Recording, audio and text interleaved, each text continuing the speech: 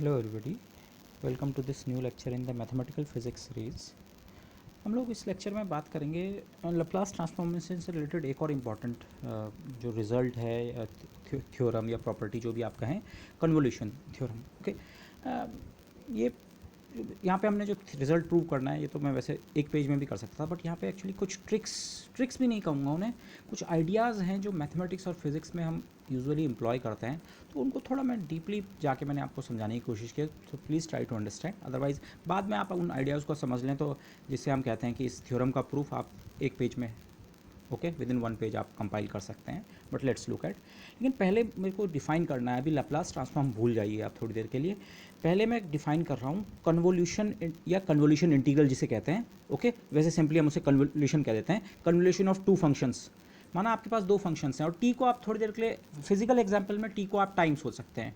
Time के साथ, time का एक फंक्शन है कैपिटल एफ और टाइम का एक फंक्शन, दो फंक्शंस हैं जो टाइम के साथ वेरी कर रहे हैं बेसिकली। ओके, दो इस तरह की चीज़ें हैं। तो उनका कन्वोल्यूशन अपने आप में एक फंक्शन होता है जो डिफाइन इस तरह से किया जाता है। उसके लिए सिंबल हम ये यूज़ करते हैं, एफ स्टार जी। ओके, स्टार सिंबल जी, और ये टी का फंक्शन फॉर एग्जांपल अगेन। और इसकी डेफिनेशन ये है, आप एक इंटरमीडिएट वेरिएबल इंट्रोड्यूस कीजिए। ये टाउ जो है ये एक इंटरमीडिएट वेरिएबल है। ओके, इसके ऊपर इंटीग्रेशन होना है, तो इस ये वेरिएबल बेसिकली डमी है। बाद में मैंने इसी वेरिएबल को एक्स भी लिखा है। तो f tau g t minus tau और डी टाउ के रेस्पेक्ट में integration from zero to t. तो इस एक्सप्रेशन में आप देखिए टी दो जगह आ रहा है, खुद इस ये जी में भी टी डिपेंडेंस है। टाउ डिपेंडेंस उस सेंस में तो है कि टाउ पे डिपेंड कर रहा है, पर लास्ट में जब ये आप इंटीग्रेशन इवेलुएट करेंगे तो टाउ यहाँ से खत्म हो जाएगा, तो ये टी पे डिपेंड करेगा। तो ये तो एफ और जी के इस तरह का प्रोडक्ट किया और जीरो से टी तक इंटीग्रेट कर दिया, तो इसी को हम कहते हैं कि हमने एफ और टी का एक कन्वोल्यूशन कंस्ट्रक्ट किया है, simply convolution of f and g. Okay, और इसे कई बार ऐसे भी लिखा जाता है f t star g t. Okay, ऐसे लिखे की बात है, मैं ये वाला सिंबल यूज़ करूँगा स्टार। ये डेफिनीशन है।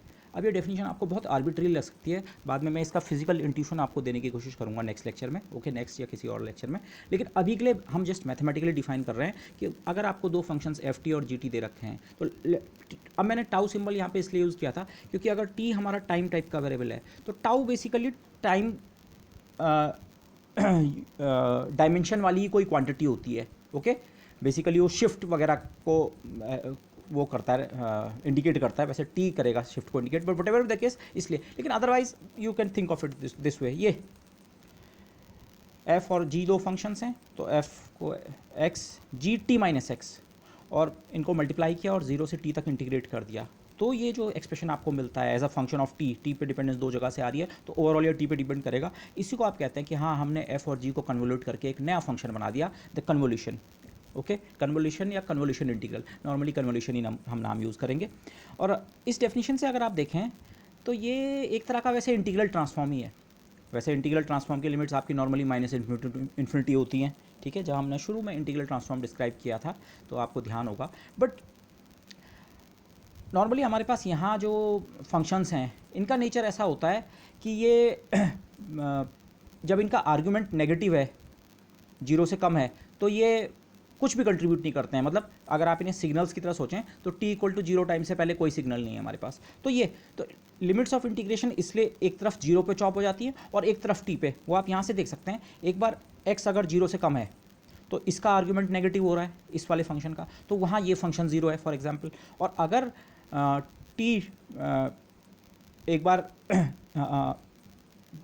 x की वैल्यू एक बार t से ऊपर चले गई तो इस वाले का आर्गूमेंट नेगेटिव हो जाएगा। तो अगर इस तरह के फिजिकल आर्गूमेंट्स के साथ आप वर्क कर रहे हैं तो आप इसे भी एक तरह का इंटीग्रल ट्रांसफॉर्म सोच सकते हैं। ओके, बट हमारे लिए इंपॉर्टेंट केवल यहाँ पे डेफिनेशन है। अभी इनफैक्ट इस लेक्चर में तो मैं केवल मैथमेटिकल कुछ रिजल्ट प्रूव करने वाला हूँ। तो ये हम डिफाइन कर रहे हैं कि given f x and g x आप एक्स के टर्म में सोच लें, तो इस तरह से आप उनका एक इंटीग्रल बनाएं, तो इसे हम कहते हैं कि हमने इन दोनों को कन्वोल्यूट कर दिया, कन्वोल्यूशन दिस। ओके, और कन्वोल्यूशन की एक इंपॉर्टेंट प्रॉपर्टी है, दो फंक्शंस एफ और जी का जो कन्वोल्यूशन होता है वो सिमेट्रिक होता है। आप इस डेफिनेशन में, इसका आर्गुमेंट x है और इसका t माइनस एक्स है, आप इसका आर्गुमेंट t माइनस एक्स और इसका x ले के इंटीग्रल इवैल्यूएट करें तो आपको सेम वैल्यू मिलेगी। ओके, तो f star g basically symmetric होता है, मतलब इसको हम ऐसे भी लिखते हैं f star g is equal to g star f. Okay, आप ये, मैं चाहूँगा आप इसे प्रूव करें, वैसे लेक्चर के लास्ट में मैंने इसे प्रूव किया है खुद, बट ये बहुत सिंपल प्रूफ है, आप यहीं पे पॉज करके चाहे तो इसको प्रूव करने की कोशिश कर सकते हैं। मैथमेटिकली ये इंटीग्रल और ये इंटीग्रल बराबर है। बेसिकली आपको एक चेंज ऑफ वेरिएबल करना है, एक्स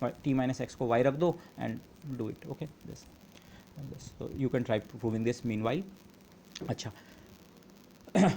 इसको बाद में जब हम इसकी फिजिकल इंटरप्रिटेशन समझने की कोशिश करेंगे तब आप देखेंगे, लेकिन अभी भी आप देख सकते हैं एक्चुअली हो क्या रहा है। आप इंटीग्रल कर रहे हैं दो फंक्शंस के प्रोडक्ट का, लेकिन सीधे सीधे दो फंक्शंस का प्रोडक्ट नहीं है। ऐसा नहीं है कि एफ एक्स इंटू जी एक्स की और इंटीग्रल कर दिया, इंटीग्रल ऑफ प्रोडक्ट है, लेकिन after one of the functions is flipped and shifted. आपने एक फंक्शन को, चाहे इसको या इसको, किसी एक को फ्लिप और शिफ्ट किया। फ्लिप और शिफ्ट का मतलब क्या है, माना ये टी को थोड़ी देर के लिए भूल जाए, जी माइनस एक्स, टी की जगह अगर जीरो, जी माइनस एक्स, ये है फ्लिपिंग, एक्स की जगह माइनस एक्स रख रहा। ओके, जिसे हम नॉर्मली फिजिक्स में पैरिटी ऑपरेशन कहते हैं, एक्स की जगह माइनस एक्स, तो जी एक्स नहीं, जी माइनस एक्स। और उसके अलावा फिर उसमें टी का फैक्टर एक ऐड भी या सब्ट्रैक्ट जो भी आप सोचें, शिफ्ट कर रखा है। ये आप जानते हैं, शिफ्टिंग की हम बात कर चुके हैं। एस की जगह एस माइनस, ये मतलब एस एक्सिस के अलॉन्ग आप शिफ्टिंग की बात कर रहे हैं, तो ये टाइम एक्सिस पे बेसिकली शिफ्टिंग की बात हो रही है। ओके, अगर ये हमारा इंडिपेंडेंट वेरिएबल टाइम है तो यहाँ बेसिकली जो है, आपने इस वाले एक्सप्रेशन में आपने ये जो जी वाला फंक्शन जो ओरिजिनली था, जी एक्स का जैसा भी ग्राफ था, उसे एक तो आपने इन्वर्ट कर दिया है, ओके, फ्लिप कर दिया है, और फिर उसके अलावा उसे टाइम के अलॉन्ग शिफ्ट भी कर रहे हैं। या आप ऐसे सोच सकते हैं, जी वाले को वैसे ही रखा और एफ वाले को फ्लिप एंड शिफ्ट किया है। ओके, दिस, तो ये है, ये नोशन इसलिए मैं दे रहा हूँ क्योंकि इसे सिग्नल एनालिसिस में लोग इसको यूज़ करते हैं। कन्वोल्यूशन बहुत जगह यूज़ होता है फिजिक्स मैथमेटिक्स में, लेकिन इसे मैं सिग्नल एनालिसिस के व्यू पॉइंट से कह रहा हूँ। तो सिग्नल एनालिसिस के व्यू पॉइंट से ये इमेज बहुत सही बनती है कि हाँ, एक सिग्नल को एक्चुअली दो सिग्नल्स थे, और कन्वोल्यूशन बनाने का मतलब एक सिग्नल को फ्लिप कर दिया और टाइम में शिफ्ट किया, और फिर दोनों का मल्टीप्लिकेशन किया, और मल्टीप्लिकेशन करके जो फंक्शन मिला उसका area under the curve. Integral आप जानते हैं हमेशा एरिया अंडर द कर्व होता है। ओके, डेफिनेट इंटीग्रल, तो एरिया अंडर द कर्व है, लेकिन सीधे सीधे दो फंक्शंस का प्रोडक्ट नहीं है, एक फंक्शन को शिफ्ट एंड फ्लिप कर रखा है। ओके, दिस, इसके कई और नाम भी हैं कन्वोल्यूशन थ्योरम के। इसे फाल्टुंग थ्योरम भी कहते हैं। फाल्टुंग इज़ अ जर्मन वर्ड जिसका मीनिंग होता है फोल्डिंग। अब इसका मीनिंग फोल्डिंग क्यों है? फोल्डिंग एक्चुअली ये फ्लिप से रिलेटेड है। आप फ्लिप करते हैं, फ्लिप किसी चीज़ को करने का मतलब रफली सेंस है उसकी मिरर इमेज ले रहे हैं, तो फोल्ड कर रहे हैं। ओके, तो इसको बाद में फिजिकल इंटरप्रिटेशन में देखेंगे। इसे फाल्टुंग थ्योरम भी कहते हैं, जो हम रिजल्ट प्रूव करने वाले हैं। ठीक है, इसे फाल्टुंग इंटीग्रल भी कह सकते हैं एंड फाल्टुंग थ्योरम, या इसे सुपरपोजिशन इंटीग्रल भी कहते हैं, बट मोस्ट कॉमन नाम कन्वोल्यूशन होगा। कन्वोल्यूशन और फाल्टुंग दोनों नाम यूज़ होते हैं। दिस, ओके, फिजिकल इंटरप्रिटेशन पर जाएंगे तो आप ये नाम समझ पाएंगे, इसे फोल्डिंग से क्यों रिलेट कर रहे हैं। ओके, तो अभी इस सब चीज़ों को मैं साइड रख रहा हूँ, मैंने केवल यहाँ पे एक जस्ट एक इंटीग्रल डिफाइन किया, इसको हम कह रहे हैं कन्वोल्यूशन इंटीग्रल। अब जो रिजल्ट है लाप्लास ट्रांसफॉर्म के रेस्पेक्ट में जो रिजल्ट है, उस रिजल्ट को की बात करते हैं, जिसे हम कन्वोल्यूशन थ्योरम या फाल्टुंग थ्योरम कहेंगे। वो ये है, the Laplace transform of the convolution of two functions. ये कन्वोल्यूशन है, एफ और जी का कन्वोल्यूशन। तो कन्वोल्यूशन ऑफ टू फंक्शंस जो हमने ऊपर डिफाइन कर दिया है, अगर आप उसका लाप्लास ट्रांसफॉर्म लें, मतलब इसका बेसिकली थिंक, इसका लाप्लास ट्रांसफॉर्म आप लें, तो ये इतने के बराबर बनता है। सिंपली एफ का अकेले जो लाप्लास ट्रांसफॉर्म था, माना वो स्मॉल एफ था, और जी का अकेले लाप्लास ट्रांसफॉर्म स्मॉल जी था, उनका प्रोडक्ट। ओके, और यूज़ वाइज अगर हम देखें लाप्लास ट्रांसफॉर्म की थ्योरी के हिसाब से हम देखें, हम सिग्नल एनालिसिस वगैरह तो नहीं करने वाले हैं, हमारे लिए ये इंपॉर्टेंट होगा अगर आप इसे इन्वर्स की फॉर्म में पढ़ें, मतलब इसका inverse Laplace transform L inverse of F S into G S बराबर होगा एफ स्टार जी टी, या उसको मैंने इंटीग्रल फॉर्म में लिख दिया, फिर से एफ स्टार जी टी की डेफिनेशन यहाँ रख दी, लेकिन ये बेसिकली कन्वोल्यूशन है। ओके, कन्वोल्यूशन सिंपली याद रखने के लिए स्टेटमेंट कुछ इस तरीके का है, बाकी आप उसको और प्रॉपर्ली डिफाइन कर सकते हैं। The inverse Laplace transform of product, product है और फिर इन्वर्स लाप्लास ट्रांसफॉर्म है, तो वो किसके बराबर होता है? तो ओरिजिनल टी स्पेस में आपको एफ और जी का प्रोडक्ट नहीं मिलता है, ओरिजिनल टी स्पेस में आपको एफ और जी का कन्वोल्यूशन मिलता है। ये एफ और जी का कन्वोल्यूशन है। Okay, so convolution of original, original से मतलब कैपिटल एफ और कैपिटल जी ओरिजिनल फंक्शन थे माना टी स्पेस में, और उनके अपने अपने लाप्लास ट्रांसफॉर्म स्मॉल एफ और स्मॉल जी हैं। तो अगर आप एस स्पेस में इसको और इसको सीधे मल्टीप्लाई कर रहे हैं, और इस जो फंक्शन है एस का, अब ये जो ओवरऑल फंक्शन है, इसका इन्वर्स लाप्लास ट्रांसफॉर्म आप ढूंढ रहे हैं कि ये किसके लाप्लास ट्रांसफॉर्म से निकलता है, तो एक्चुअली ये इसके लाप्लास ट्रांसफॉर्म से निकलता है। किसके? एफ और जी का सिंपल प्रोडक्ट नहीं, एफ और जी का जो कन्वोल्यूशन होता है। ओके, बस, तो ये मैथमेटिकली ये जो रिजल्ट है इसी को कन्वोल्यूशन थ्योरम कहते हैं। अब हम इसको प्रूव करने जा रहे हैं। ओके, तो हम इस एक्सप्रेशन के राइट हैंड साइड से स्टार्ट करते हैं। अब इस प्रूफ में 2-3 स्टेप्स आएंगे, होपफुली आप मेरे को इसमें से कुछ चीज़ें पता होंगी, बट स्टिल जैसे मैंने पहले कहा, ये कुछ ऐसे मेथड्स हैं जो हम फिजिक्स मैथ्स में रूटीनली इनकाउंटर करते हैं, तो मैं थोड़ा टाइम लेके उसको एक्सप्लेन करने की कोशिश कर रहा हूँ। यहाँ से स्टार्ट करते हैं, RHS FS into GS। FS की डेफिनेशन, FS इसका लाप्लास ट्रांसफॉर्म है, तो लाप्लास ट्रांसफॉर्म की definition zero to infinity -ST FT dt। अब मैंने यहाँ वेरिएबल का नाम t ने रख के u रखा है, उसका रीज़न ये है t, मैं इसकी डेफिनेशन में t लाऊंगा और फिर दूसरे की डेफिनेशन में भी t, तो मैंने t किसी के लिए भी यूज़ नहीं किया, मैंने दोनों वेरिएबल्स को अलग अलग, u यहाँ डमी वेरिएबल है, जो रोल यहाँ t का था वो मैंने u को दे दिया। इंटीग्रेशन का वेरिएबल डमी होता है, उसका नाम आप कुछ भी रखें डेफिनेट इंटीग्रल में, ओके, t रखते u रखते एक ही बात है।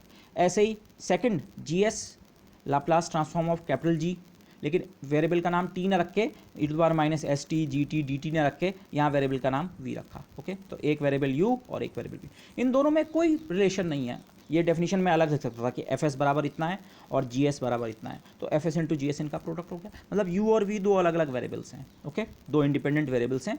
मैंने t को यहाँ यूज़ ही नहीं किया और दोनों वेरिएबल्स के नाम भी अलग लिए, ओके। दिस मैं चाहे तो इनमें से एक का नाम t रख भी सकता था, माना इसे t रहने देता और इस वाले का नाम u या v कुछ रख देता, बट मैंने दोनों को अलग अलग नाम दे दिए, let's call this u and v, okay. तो अभी हमारे पास दो इंडिपेंडेंट वेरिएबल्स हैं u और v, इस इंटीग्रल में u के ऊपर इंटीग्रेशन करना है, इसमें v के ऊपर, ओके। तो इन दोनों इंटीग्रल्स को आप कंबाइन कर सकते हैं। बेसिकली हो क्या रहा है, अगर आप सिचुएशन को देखें, इस इंटीग्रल में v कहीं नहीं आ रहा है, तो इस इंटीग्रेशन के रेस्पेक्ट में ये सारा टर्म कांस्टेंट है, तो आप इसे इस इंटीग्रल के अंदर भी लिख सकते हैं, या वाइस वर्सा, ये पूरा टर्म या इवन ये जो इंटीग्रल है इसमें कहीं भी u नहीं आ रहा है, तो आप इसे इस इंटीग्रल के अंदर ले जा सकते हैं। तो बेसिकली ये दोनों इंटीग्रल आप इस तरह से कंबाइन कर सकते हैं। डबल इंटीग्रल एक्सपोनेंट्स कंबाइन करें e−s u + v fu gv du dv।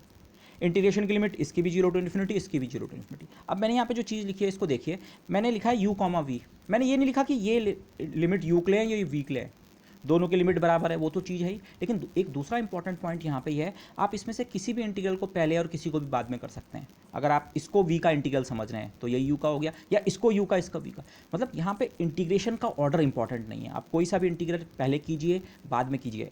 In fact उसका रीज़न आप यहाँ देख सकते हैं, अरे ये असल में दो अलग अलग इंटीग्रल हैं, एक u का और एक v का, दोनों को अलग अलग करो। अगर आप इस तरह से भी इसे सोचते हैं कि अच्छा चलो पहले v का इंटीग्रल करते हैं, तो v का इंटीग्रल करते हुए u वाली सारी क्वांटिटीज़ कांस्टेंट की तरह बिहेव करेंगी एंड वाइस वर्सा। तो इसलिए यहाँ पे ये पॉइंट इंपॉर्टेंट है, अभी आगे आप देखेंगे इसी की इंपॉर्टेंस है, एक्चुअली मेन पॉइंट इसमें यही है इस प्रूफ में। ये इस चीज़ को मैंने यहाँ ऐसे लिखा है, मतलब चाहे u वाला इंटीग्रेशन ये सिंबल नॉर्मली हम इंटरचेंज के लिए करते हैं यूज़। इंटरचेंज से मेरा मतलब सेंस यहाँ पे ये है, माना ये इंटीग्रल u का है और ये v का, या आप ऐसे कर लें पहले v का इंटीग्रेशन कर लें फिर u का, आपका रिजल्ट सेम बनेगा। इस फॉर्म में ये आंसर दे। तो ये इंटीग्रल जो है ये दो इंडिपेंडेंट वेरिएबल्स u और v के ऊपर है, u और v के ऊपर, ओके दिस। अच्छा, अब हम जो मैथमेटिकल स्टेप करने वाले हैं, हम इंटीग्रेशन के वेरिएबल्स को चेंज करने वाले हैं। हम u और v के बजाय दो नए इंडिपेंडेंट वेरिएबल्स x और y इंट्रोड्यूस कर रहे हैं, ओके। जिसे नॉर्मली आप सब्स्टिट्यूशन कहते हैं, लेकिन यहाँ पे हमारे इंटीग्रेशन डबल इंटीग्रेशन है, ओके। ये डबल इंटीग्रेशन है, तो डबल इंटीग्रेशन में दोनों जो वेरिएबल्स थे u और v, उनकी जगह हम दो नए वेरिएबल्स ला रहे हैं, let me call them as x and y, okay this.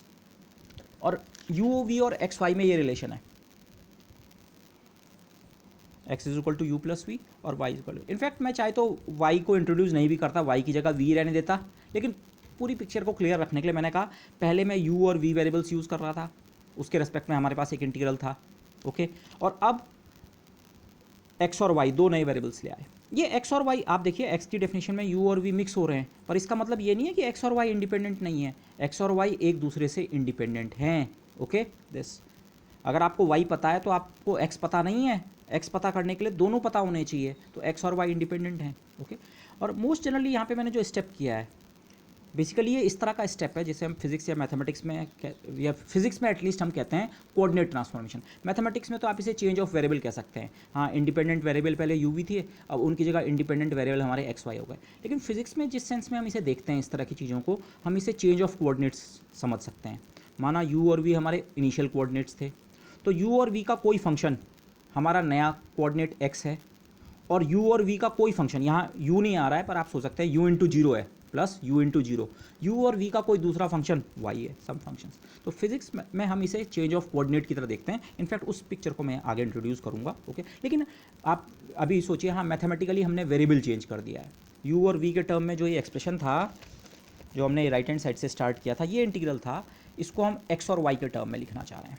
अब ये टास्क इतना स्ट्रेट फॉरवर्ड नहीं है, इसी को आपको सीखना है। एक बार आप सारे स्टेप समझ जाएंगे तो फिर आप सीधे भी लिख सकते हैं इसे। बट तो ये जो इंटीग्रल है, जो अभी u और v के टर्म में है, मैं इसको लिखना चाह रहा हूँ एक नया इंटीग्रल। वो नया इंटीग्रल भी डबल इंटीग्रल होगा। इंटीग्रेशन के वेरिएबल अब dx और dy हो जाएंगे, ओके। यहाँ इंटीग्रल u v के ऊपर है, u और v के बजाय हम x और y इंट्रोड्यूस अगर कर रहे हैं तो ये। लेकिन अब यहाँ पे एक्चुअली 3 सवाल हैं, 3 के बजाय 4 भी हो सकते हैं। पहले सवाल में खुद 2 सवाल छुपे हुए हैं। मैंने इस चीज़ को इस तरह से हाईलाइट करने की कोशिश की है। इस इंटीग्रल को जब आप एक्स वाई के टर्म में लिखेंगे, इस चेंज ऑफ वेरिएबल को इंट्रोड्यूस करके, तो आपको क्या क्या चेंज, किस किस चीज़ का ध्यान रखना है, इसको केयरफुली देखें। पहले तो इस नए इंटीग्रेशन की लिमिट्स क्या होंगी। अच्छा, एक इंटीग्रेशन अब एक्स के ऊपर होगा, एक वाई के ऊपर। तो यहाँ तो यू और वी के दोनों इंटीग्रेशन 0 से इन्फिनिटी थे। यहाँ क्या एक्स और वाई के इंटीग्रेशन की लिमिट्स क्या होंगी, starting limit, ending limit, starting limit, ending limit. एक सवाल तो ये है, एक्स और वाई की लिमिट्स क्या होने वाली है। दूसरा सवाल एक और भी है यहाँ पे, ये भी फंडामेंटल है। क्या एक्स और वाई को के इंटीग्रेशन के ऑर्डर को आपस में चेंज कर सकते हैं। यहाँ मैं इस चीज़ पे इसीलिए एम्फेसाइज कर रहा था। यहाँ आप यू वी के इंटीग्रेशन किसी भी ऑर्डर में करें, इसको करें, इसको करें, बेसिकली आपने 2 अलग अलग इंटीग्रल्स को मल्टीप्लाई किया था, तो इसलिए फ़र्क नहीं पड़ता किसको पहले कर रहे हैं किसको बाद में, okay. Think of it this way. या मैथमेटिकली ये लिमिट्स एक दूसरे से इंडिपेंडेंट है, इसे हमें इस तरह से सोचना चाहिए। अब आप इस इंटीग्रल को इसी फॉर्म में देखें, ये कहाँ से आया, ये अगर आप भूल भी जाएँ तो इस इंटीग्रेशन को करने में पहले चाहे यू इंटीग्रल करो चाहे वी इंटीग्रल करो, मतलब लिमिट्स किसी भी ऑर्डर में हम पुट करें उससे फ़र्क नहीं पड़ने वाला। क्या यहाँ भी ऐसा होने वाला है। एक तो खुद ये लिमिट्स की वैल्यू क्या है, और क्या इंटीग्रेशन का ऑर्डर उसी ऑर्डर में करना पड़ेगा, पहले एक्स फिर वाई, या पहले वाई फिर एक्स, या कुछ चेंज कर सकते हैं। तो 2 सवाल तो ये हैं, ओके। ये सवाल, what are the limits for x y, और दूसरा question, can order be change, क्या एक्स और वाई को आपस में इंटरचेंज करके भी इंटीग्रल किया जा सकता है, या definite order needed in integration, या इंटीग्रेशन किसी खास ऑर्डर में करना पड़ेगा। तो ये 2 सवाल तो इससे रिलेटेड है। अगला सवाल, तीसरा नंबर सवाल, ये यहाँ इस फंक्शन का हम इंटीग्रेशन कर रहे हैं। ओवरऑल यू वी के रेस्पेक्ट में जिसका इंटीग्रेशन हो रहा है वो यहाँ से यहाँ तक है, exponential into f into g, f function of u g. तो इसकी जगह क्या फंक्शन आएगा, यहाँ किस फंक्शन का इंटीग्रेशन होना है, क्योंकि अब आपको हर चीज़ को एक्स वाई के टर्म में एक्सप्रेस करना है। आप यू वी से एक्स वाई में जा रहे हैं, तो ये function, the function to be integrated, कौन सा फंक्शन इंटीग्रेट करना है एक्स वाई के टर्म में, वो फंक्शन पता करना पड़ेगा, ओके। और लास्ट में d u with d v की जगह क्या simply d x d y आएगा, या उसके साथ कोई टर्म भी आएगा, जिसे हम मेजर ऑफ इंटीग्रेशन कहते हैं नॉर्मली 1 डायमेंशन उसमें। या इसे अगर मैं एरिया एलिमेंट कहूँ, एरिया एलिमेंट का मीनिंग अभी आपको क्लियर हो जाएगा फिगर में। लेकिन ये अगर आप यू और वी को 2 अलग अलग एक्सिस सोचें, तो ये स्मॉल एरिया है यू वी प्लेन में, और ऐसे ही ये स्मॉल एरिया है एक्स वाई प्लेन में। तो क्या जो एरिया वाला इन्फिनिटिसिमल एरिया का जो एलिमेंट आ रहा है, वो क्या सिंपली ऐसा होगा कि हाँ पहले u और v थे तो डी यू डी वी आया, और अब वेरिएबल हो गए एक्स वाई, तो क्या डी एक्स डी वाई, या इसके साथ कुछ और भी आएगा। इनफैक्ट इसके साथ एक और फैक्टर आता है, ओके। अब इन चीज़ों के आंसर, इन्हीं चीज़ों के आंसर मैं आपको देना चाह रहा हूँ। इन चीज़ों के आंसर जो हैं, ओके, सेपरेटली इसे डिटेल में देखेंगे। पहली चीज़ ये है, यहाँ पे जो हमें चीज़ ढंग से इन्वेस्टिगेट करनी है, वो ये इन्वेस्टिगेट करनी है region of integration in the x y plane. X y plane से मेरा मतलब, इनिशियली पहले हम एक यू वी प्लेन की बात करेंगे, उसमें देखेंगे ये इंटीग्रेशन का एरिया क्या था, और फिर देखेंगे अगर हमने ये चेंज ऑफ वेरिएबल किया तो अब एक्स वाई प्लेन भी हम एक प्लेन कंस्ट्रक्ट करेंगे, उस प्लेन में एरिया ऑफ इंटीग्रेशन कौन सा है, ओके। तो इसका आंसर यहाँ से मिलेगा, ये जो मैंने स्क्वायर ब्रैकेट के अंदर लिखा हुआ है, इसका आंसर यहाँ से पता लगेगा इन 2 सवालों का।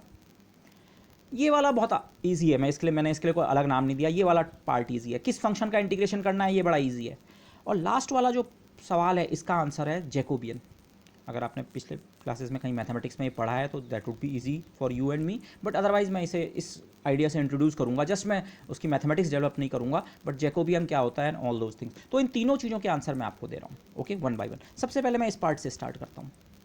यहाँ तो इस फंक्शन का इंटीग्रेशन किया, यहाँ किस फंक्शन का इंटीग्रेशन करना है, अरे कुछ नहीं, आपके पास ये सब्स्टिट्यूशन है, तो यहाँ से u और v की भी तो आप वैल्यू निकाल सकते हैं। v तो सिंपली y के बराबर है, और u हो जाएगा x माइनस वी, और v की जगह फिर से y रख दो तो x माइनस वाई। आप जिन्हें हम कहते हैं, अगर आप इन्हें ट्रांसफॉर्मेशंस मान रहे हैं कि u v की दुनिया से हम x y की दुनिया में कैसे जाते हैं ट्रांसफॉर्मेशन, तो आपको इनको इन्वर्ट भी तो कर सकते हैं।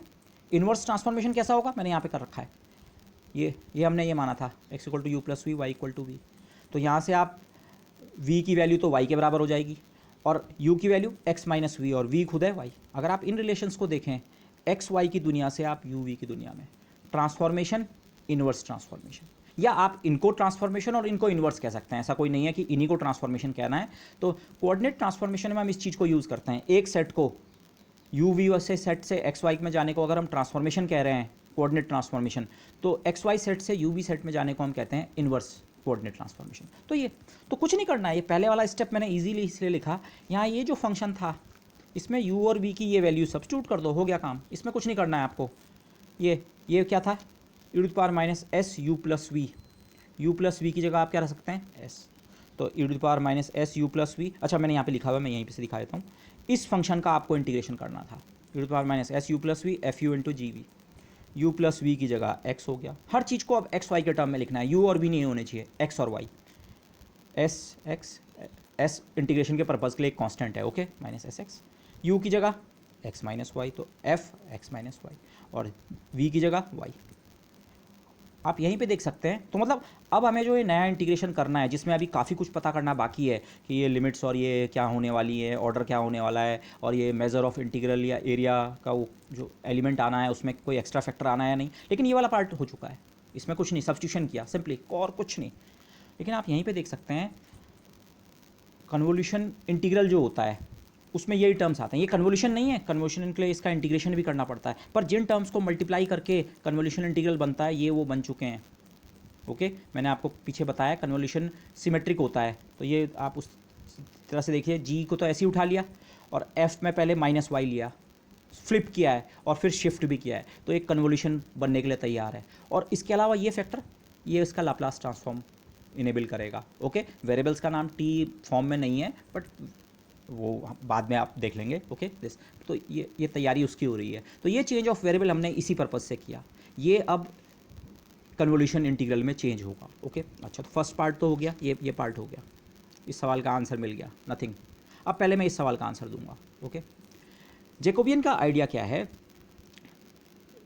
जिसे हम मेज़र या जैकोबियन का जो आइडिया है, या मैं उसे एरिया एलिमेंट का आइडिया, या इन जनरल यहाँ पे तो हम केवल दो वेरिएबल से दो वेरिएबल में चेंज कर रहे हैं, यू वी से एक्स वाई की दुनिया में जा रहे हैं, या हो सकता है एक्स वाई की दुनिया से यू वी की दुनिया में आ रहे हूँ। लेकिन मोस्ट जनरली हो सकता है आपके पास माना तीन वेरिएबल्स थे यू वी डब्ल्यू, और उसकी जगह आपने एक्स वाई जेड तीन कोऑर्डिनेट्स ले लिए, माना मैं उन्हें कोऑर्डिनेट्स कहूँ, तो वहाँ पर आपका एक जगह जो आपका इंटीग्रेशन के वेरिएबल्स होंगे d u into d v into d डब्ल्यू, और दूसरी जगह d x into d y into d Z.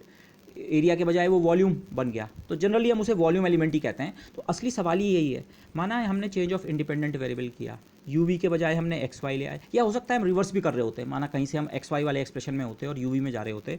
तो अब इसका क्या, इसका मतलब ये होता है कि हाँ डी यू डी वी की जगह सीधे डी एक्स डी वाई रख दो?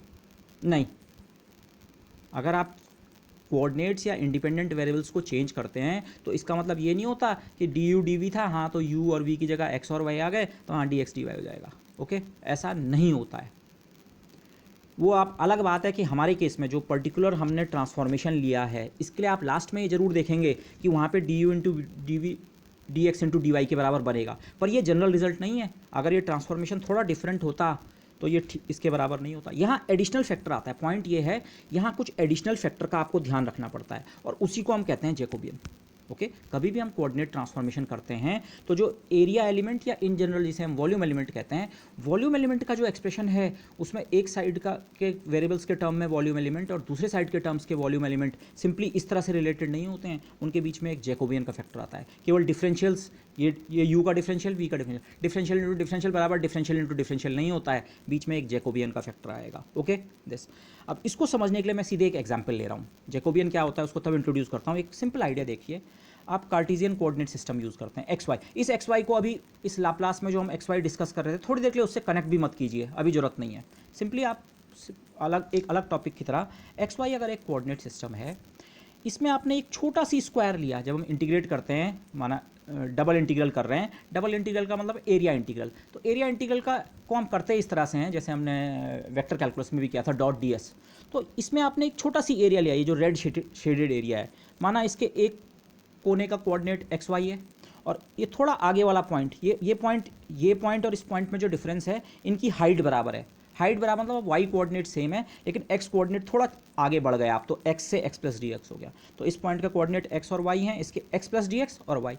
ऐसे ही आप इस पॉइंट से अगर ऊपर गए, केवल वाई डायरेक्शन के अलॉन्ग गए, तो एक्स कोऑर्डिनेट में कोई चेंज नहीं हुआ, एक्स कोऑर्डिनेट एक्स ही रहा, और वाई कोऑर्डिनेट हो गया वाई प्लस डी वाई। अगर ये साइड डी एक्स और ये साइड डी वाई है तो ये, और आप लास्ट में अगर इस पॉइंट पे गए तो वहाँ के coordinate x plus d x और y plus d y. Okay, और इस स्क्वायर का, जिसे हम एलिमेंट्री एरिया कह रहे हैं, या जनरल लैंग्वेज में हम इसे वॉल्यूम एलिमेंट कह देते हैं, ये जो एरिया एलिमेंट है डी एस, ये simply d x into d y के बराबर है।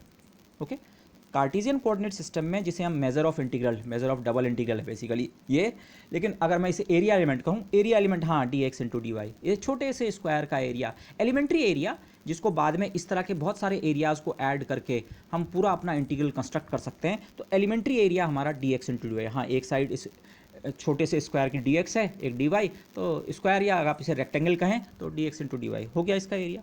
ओके, यहाँ पे अगेन मैं रिपीट करूँगा, ये एक्स वाई हमारे ऑन गोइंग डिस्कशन से आप अभी इसको पिक्चर ना करें, बस कार्टेशियन में हम कुछ बात कर रहे हैं। लेकिन कार्टेशियन कोऑर्डिनेट्स के बजाय हम एक दूसरा कोऑर्डिनेट सिस्टम भी यूज़ करते हैं, जिसे हम कहते हैं प्लेन पोलर कोऑर्डिनेट्स, आर और थीटा वाला कोऑर्डिनेट सिस्टम। ओके, आर और थीटा वाला कोऑर्डिनेट सिस्टम किस तरह से डिस्क्राइब होता है? माना ये मेरा इनिशियल पॉइंट है, कोई भी पॉइंट, इस पॉइंट का आर कोऑर्डिनेट हम कहते हैं इसकी ओरिजिन से डिस्टेंस, ये डिस्टेंस आर है, और थीटा होता है इसका angle with the x axis. माना एक रेफरेंस लाइन है जिसको आप अगेन चाहे तो एक्स एक्सिस कह सकते हैं, इस एक्स एक्सिस का इस एक्स से ज़्यादा कोई रिलेशन नहीं है सिवाय इसके, ये एक रेफरेंस लाइन की तरह काम करती है। ओके, हम एंगल इस लाइन के रेस्पेक्ट में रीड करेंगे। तो ये, तो अगर किसी पॉइंट पे आप खड़े हैं तो उसकी पोजीशन बताने के लिए आपको दो चीज़ें बतानी पड़ती हैं, एक पॉइंट, उस पॉइंट की डिस्टेंस ओरिजिन से, और एक उस पॉइंट का जो ज्वाइन करने वाली जो लाइन है वो इस रेफरेंस लाइन या एक्स एक्सिस के रेस्पेक्ट में कितना एंगल बना रही है। फॉर एग्जांपल, इस पॉइंट पे आप खड़े थे इनिशियली, तो इसके कोऑर्डिनेट्स आप लिखेंगे r and theta, distance r है, एंगल है थीटा। अब आप यहाँ से आपने दो मूवमेंट किए, जैसे हमने इस पॉइंट से यहाँ दो मूवमेंट किए थे, एक बार केवल एक्स कोऑर्डिनेट को चेंज किया था, एक बार केवल वाई कोऑर्डिनेट को चेंज किया था। ऐसा ही मैं यहाँ भी कर सकता हूँ। अगर मैं इसी लाइन के अलॉन्ग, जो यहाँ से ज्वाइन करने वाली लाइन थी, इसी लाइन के अलॉन्ग थोड़ी सी डिस्टेंस और चल जाऊँ डी आर, तो आप देख रहे हैं ये लाइन सेम है, जो लाइन पहले थी उसी लाइन पे आगे गए, तो ये पॉइंट और ये पॉइंट के लिए जो थीटा की वैल्यू है वो सेम है। थीटा एंगल होता है जिस पॉइंट की आप बात कर रहे हैं उसको ओरिजिन से ज्वाइन करो, और ये वाला एंगल होता है थीटा। तो ये पॉइंट और ये पॉइंट अगर आप देखें, इनको ज्वाइन करने वाली लाइन सेम है ओरिजिन के साथ, तो दोनों का जो थीटा कोऑर्डिनेट है वो क्या है? सेम। लेकिन r coordinate, distance from the origin, इसकी आर है और इसकी आर से थोड़ा ज़्यादा, ये डिस्टेंस बहुत स्मॉल डिस्टेंस है, आर प्लस डी आर। जैसे यहाँ एक्स प्लस डी एक्स, लेकिन वाई सेम रहा था, वैसे ये कुछ वैसा ही है, आर की जगह आर प्लस डी आर। अच्छा, अब ये तो हुआ आर का चेंज। अब इसी पॉइंट से स्टार्ट करके अगर मैं इसके करस्पॉन्डिंग वाले ऑपरेशन की बात करता कि हाँ हम केवल वाई कोऑर्डिनेट को चेंज करना चाह रहे हैं, मैं अगर केवल थीटा कोऑर्डिनेट को चेंज करना चाहूँ, तो थीटा कोऑर्डिनेट चेंज करने का मतलब एक्स एक्सिस के साथ एंगल को बढ़ाना है, माना हम बढ़ाना चाह रहे हैं थीटा से थीटा प्लस डी थीटा, लेकिन आर को चेंज नहीं करना है। तो उसका मतलब आप समझ रहे हैं, आप इस पॉइंट से एक आर रेडियस के सर्कल पे थोड़ा सी आगे चले जाइए, ये सेंटर, इसको सेंटर मानते हुए अगर आर रेडियस का एक सर्कल है, तो इस सर्कल पे अगर आप यहाँ से थोड़ा सी यहाँ चले जाएं, स्मॉल डिस्टेंस, इतनी स्मॉल डिस्टेंस कि आपका एंगल थोड़ा सी और बढ़ गया, थीटा से अब कितना हो गया? थीटा प्लस थीटा, लेकिन डिस्टेंस चेंज नहीं हुई। डिस्टेंस चेंज क्यों नहीं हुई? क्योंकि आप सर्कल पे में घूमे हैं, तो इसकी डिस्टेंस अगर आर थी तो इस पॉइंट की डिस्टेंस भी कितनी है? आर। डिस्टेंस मतलब फर्स्ट कोऑर्डिनेट आर, लेकिन एंगल कितना है इस पॉइंट का? एंगल से मेरा मतलब इसको ओरिजिन से ज्वाइन करने वाली लाइन का एंगल एक्स एक्सिस के साथ कितना है? Theta plus D theta. इस पॉइंट से स्टार्ट किया जिसके कोऑर्डिनेट आर थीटा थे, यहाँ पे पहुँचा तो केवल आर में चेंज हुआ, स्मॉल चेंज, थीटा में कोई चेंज नहीं। इस पॉइंट पे अगर गया सर्किल के अलॉन्ग, ओके, और इस डायरेक्शन को, पहले इस डायरेक्शन को हम कहते हैं रेडियल डायरेक्शन, अगर मैं केवल रेडियल डायरेक्शन में गया तो केवल आर कोऑर्डिनेट पे फ़र्क पड़ा, थीटा पे फ़र्क नहीं पड़ा। और अगर मैं सर्किल के अलॉन्ग मूव किया तो आर कोऑर्डिनेट सेम रहा, थीटा थोड़ा सी बढ़ गया। और अगर मैं अब इस फिगर को कंप्लीट करूँ, ठीक है, ये इस लाइन को भी आगे एक्सटेंड करूँ, इस लाइन पे भी मैं डी आर डिस्टेंस अगर आगे जाऊँ, तो अब की बार एंगल तो थीटा प्लस डी थीटा पहले ही इस पॉइंट के लिए हो चुका है, और उसी लाइन के अलावा आगे बढ़ रहा हूँ तो एंगल तो थीटा प्लस डी थीटा ही रहेगा जैसे यहाँ हुआ था, लेकिन डिस्टेंस डी आर और बढ़ गई। ये इसकी तरह है, x plus d x, y plus d y. तो इस केस में स्फेरिकल पोलर कोऑर्डिनेट्स में हमारा जो इन्फिनिटेसिमल एरिया एलिमेंट बनता है वो ये बनता है, अगर हम किसी पॉइंट पे हैं और वहाँ से स्मॉल आर और थीटा में थोड़ा थोड़ा चेंज करें तो कुल मिला के जो एरिया कवर हो रहा है वो ये वाला है, ये रेड शेडेड एरिया। यहाँ तो ये एरिया था d x into d y, तो क्या यहाँ पे, इसको यहाँ पे देखिए आप, ये है सिचुएशन। इस फिगर को मैंने बड़ा कर दिया, जो शेडेड वाला रीजन था मैंने इसे काफ़ी बड़ा करके दिखाया, बाकी मैंने इसमें चीज़ें वो कर दी हैं। इसकी ये साइड और ये साइड डी आर है, और ये यहाँ इसका एंगल जो है, हाँ ये डी थीटा है, ये वाला एंगल डी थीटा है। ओके, मुझे इतनी इन्फॉर्मेशन की ज़रूरत है। तो ये एरिया कितना है? अब ये एरिया आप इन्फिनिटेसिमल लिमिट में जाके देखें, इस एरिया को अगेन आप रेक्टेंगल ट्रीट कर सकते हैं। आपको ये रेक्टेंगल जैसा नहीं लिख रहा, पर अगर आप ये डी आर इन्फिनिटेसिमल है टेंडिंग टू जीरो और डी थीटा ये एंगल भी बहुत स्मॉल है, तो ये एरिया असल में आपका ऐसा है, ऐसा। अभी भी अगर ये रेक्टेंगल जैसा नहीं लिख रहा है, और कम करो डी आर और डी थीटा को, टेंडिंग टू जीरो लिमिट में ये रेक्टेंगल जैसा ही है। और रेक्टेंगल का एरिया कितना होता है? उसकी साइड्स का मल्टीप्लिकेशन। तो क्या ये एरिया सिंपली इतना हो जाएगा? अच्छा, पहले तो डी एक्स डी वाई होता था एरिया, अब क्या ये D r into d theta हो जाएगा? इस आंसर को मैं पहले ही रिजेक्ट कर सकता हूँ। D x into d y area की डायमेंशन लेंथ के स्क्वायर की होनी चाहिए। हाँ, एक्स लेंथ है, वाई लेंथ है, इसकी डायमेंशन लेंथ स्क्वायर की है। क्या इसकी डायमेंशन लेंथ स्क्वायर की है? आर डिस्टेंस तो लेंथ है, एंगल डायमेंशन लेस होता है, इसकी तो डायमेंशन ही एरिया की नहीं है, D r into d theta. आप ये तो पहले ही रिजेक्ट कर सकते थे, ये इतने के बराबर तो हो ही नहीं सकता है। एरिया एलिमेंट जो हम पहले डी एक्स डी वाई लिख रहे थे सिंपली कार्टिजियन में, d x into d y, सीधे सीधे यहाँ ऐसा नहीं चलेगा कि हाँ d r into d theta ये एरिया हो गया। ये एरिया कितना होगा आप इसे कैलकुलेट कर सकते हैं। इसको आप एक रेक्टेंगल की तरह ट्रीट करें तो इस रेक्टेंगल की ये साइड कितनी है? डी आर, और ये वाली साइड कितनी है?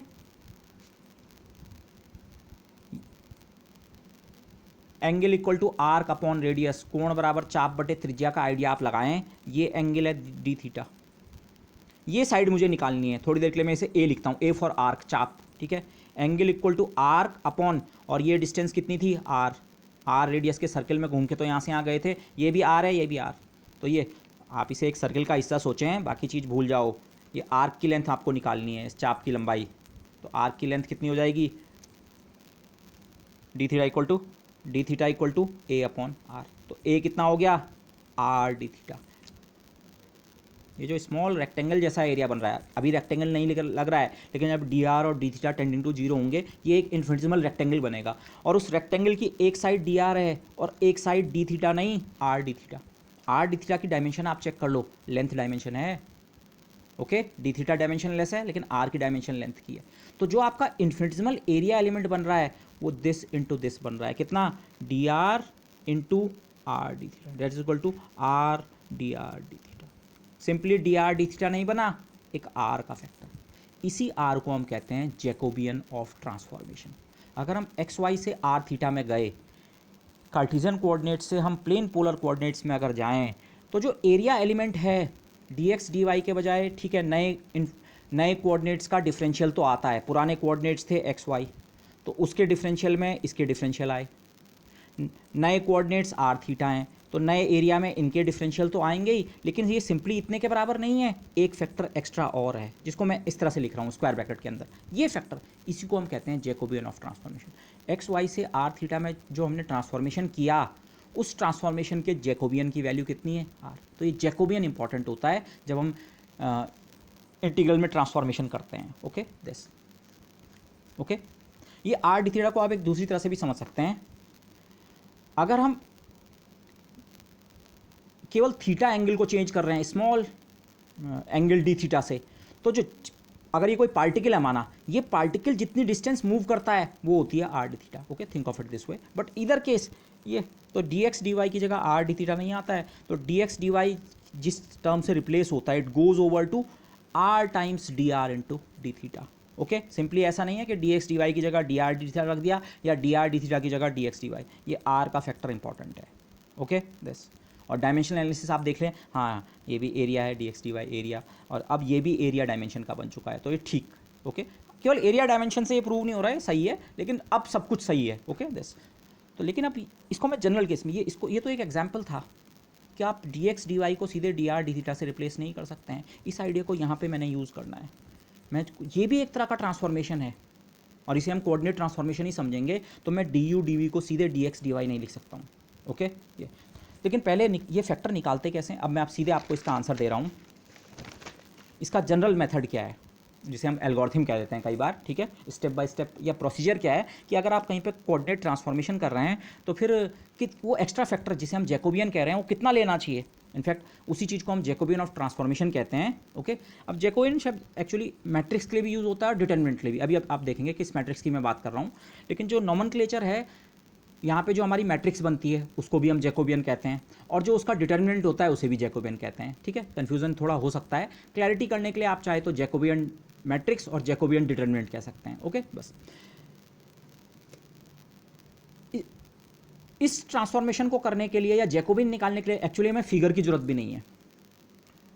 एक्चुअल ट्रांसफॉर्मेशन क्या है, हमें केवल वो चाहिए, एक्स वाई और आर थीटा के बीच का जो रिलेशन होता है वो ये फिगर मैंने केवल आपकी सहूलियत के बनाया है, वैसे आपको ये पता होगा जब हम एक्स वाई कोऑर्डिनेट और आर थीटा कोऑर्डिनेट्स लिखते हैं, कार्टेशियन और प्लेन पोलर, तो उनके बीच का रिलेशन ये होता है, एक्स बराबर होता है आर कॉस थीटा, वाई बराबर होता है आर साइन थीटा। फिगर में ये कोई पॉइंट है तो ये इसका एक्स कोऑर्डिनेट होता है, ये इसका वाई कोऑर्डिनेट होता है, जैसे आप बेस और हाइट कहते हैं, ओके। और आर और थीटा ये हैं उसी पॉइंट के लिए, तो यहाँ से सिंपल ट्रिग्नोमेट्री से आपको ये रिलेशन मिलते हैं, अदरवाइज ये फिगर की जरूरत नहीं थी। बेसिकली मैथमेटिकली जैकोबियन निकालने के लिए आपको केवल ट्रांसफॉर्मेशन पता होना चाहिए। आर थीटा अगर पता है तो आप एक्स वाई इन रिलेशन से बना सकते हैं। इसको मैंने ब्रैकेट में नीचे यहाँ लिखा है, आर थीटा वाले कोऑर्डिनेट से अगर आप एक्स वाई कोऑर्डिनेट में जाना चाह रहे हैं, प्लेन पोलर से कार्टेशियन में, तो आप इन रिलेशन को यूज़ करेंगे। लेकिन इसके इन्वर्स ट्रांसफॉर्मेशन क्या होंगे? इन्वर्स ट्रांसफॉर्मेशन का मतलब अगर आप एक्स वाई की दुनिया से आर थीटा में जाना चाहें तो सिंपली वो रिलेशन ये होते हैं, आप दोनों इक्वेशन को अगर स्क्वायर करके ऐड कर दें तो x square plus y square equal to r square, तो आर बराबर क्या हो गया, दिस। और अगर आप एक इक्वेशन को दूसरे से डिवाइड करें तो टेन थीटा बराबर वाई अपॉन एक्स, उसको आप ऐसे लिख सकते हैं। इन रिलेशंस को देखो, एक्स वाई के टर्म में आर और थीटा आपको मिल जाएंगे, ये रिलेशन आर और थीटा के टर्म में एक्स वाई। एक को अगर आप ट्रांसफॉर्मेशन कह रहे हैं, दूसरा है इन्वर्स ट्रांसफॉर्मेशन। ये या ये आपको मदद करेंगे, ये कोई एक सेट, या तो ये वाला सेट या ये वाला सेट, ये बेसिकली किस में मदद करेगा, मैं यहाँ पे सिंबॉलिक फॉर्म में लिखता हूँ। एक्स वाई की दुनिया से आर थीटा दुनिया में जाना है तो ये मदद करेंगे, और आर थीटा दुनिया से एक्स वाई दुनिया में जाना है तो ये चेंज ऑफ कोऑर्डिनेट, चाहे यहाँ से यहाँ जाना है चाहे यहाँ से यहाँ, ये आपको मदद करेंगे। इन्हीं को हम ट्रांसफॉर्मेशन रिलेशन कहते हैं। किसी एक को आप ट्रांसफॉर्मेशन कह देते हैं तो दूसरे को इन्वर्स कहते हैं, ओके। तो अभी मुझे केवल इस वाले की जरूरत है, माना हम इस वाले को यूज़ करें, इसके साथ आप खुद ट्राई कर लेना। तो जैकोबियन जो है वो ऐसे डिफाइन होता है, माना मैंने ये वाला ट्रांसफॉर्मेशन किया, आर थीटा की दुनिया से मैं एक्स वाई की दुनिया में आया, इस तरह से आप सोचें। तो जैकोबियन जो हम डिफाइन कर रहे हैं उसको पहले सिंबल ऐसे लिखते हैं, ये सिंबल है जैकोबियन मैट्रिक्स का, जो सिंबल है वो ऐसे लिखा जा सकता है। इसको कुछ और सिंबल भी लिखते हैं पर ये वाला सबसे कॉमन है, एक्स वाई नए कोऑर्डिनेट्स, इनका डिफ्रेंशिएशन पुराने के रेस्पेक्ट में।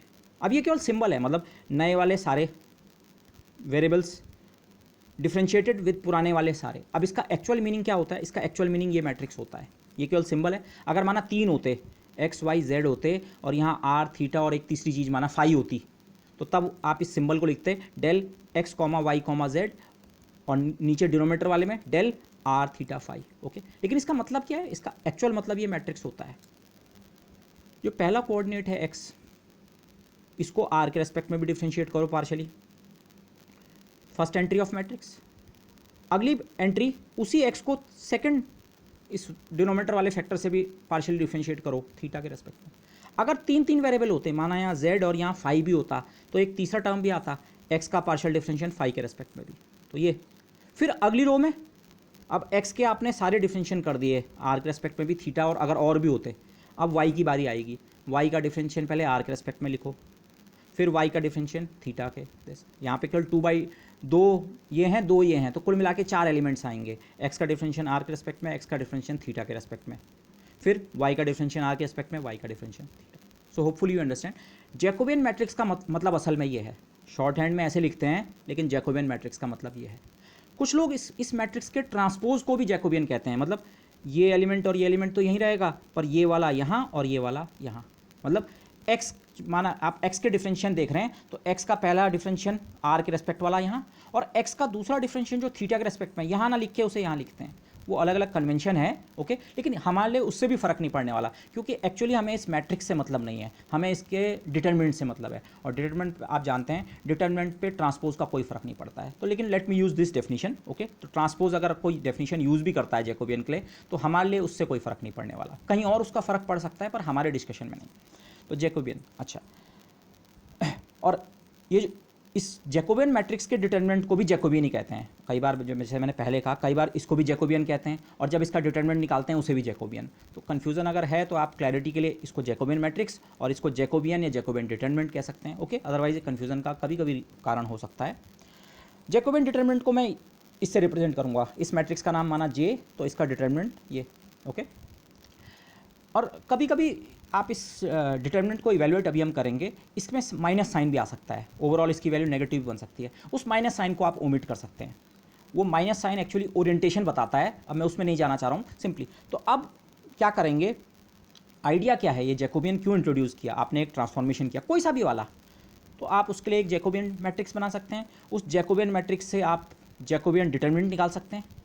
वो जो एक्स्ट्रा फैक्टर आता है ना एरिया एलिमेंट में, वो एक्चुअली जैकोबियन ही होता है, जैकोबियन डिटर्मिनेंट।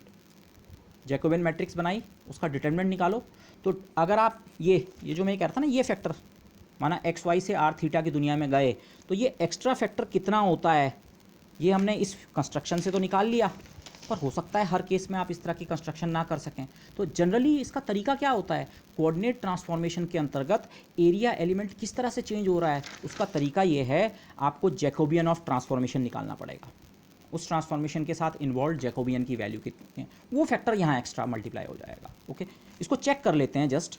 हमारा ये वाला जो ट्रांसफॉर्मेशन है, ओके, इसके लिए अगर मैं ये वाली मैट्रिक्स बनाऊँ तो x का डिफरेंशियल पार्शियल r के रेस्पेक्ट में करें। देखो पार्शियल डिफरेंशियल आप r और थीटा के रेस्पेक्ट में कर रहे हैं, तो इसका मतलब r का डिफरेंशियल करते हुए थीटा को कांस्टेंट ट्रीट करेंगे और थीटा का डिफरेंशियल करते हुए r के रेस्पेक्ट में। तो इस एक्सप्रेशन का डिफरेंशियल x का डिफरेंशियल r के रेस्पेक्ट में करो, सीधे सीधे आप कर सकते हैं। r के रेस्पेक्ट में डिफरेंशियल किया कॉस थीटा, ये फर्स्ट एंट्री बन जाएगी कॉस थीटा।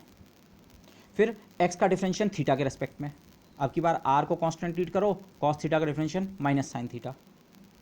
फिर y ओवर r, इसका डिफरेंशियल r के रेस्पेक्ट में साइन थीटा, और लास्ट में y over theta, r constant, sine theta का differential cos theta, this is sine theta. ये बन गई, ये बनी जैकोबियन मैट्रिक्स। इस ट्रांसफॉर्मेशन के लिए कार्टेशियन और इस प्लेन पोलर कोऑर्डिनेट्स के बीच जो ट्रांसफॉर्मेशन है, उसके लिए जैकोबियन मैट्रिक्स इतनी है।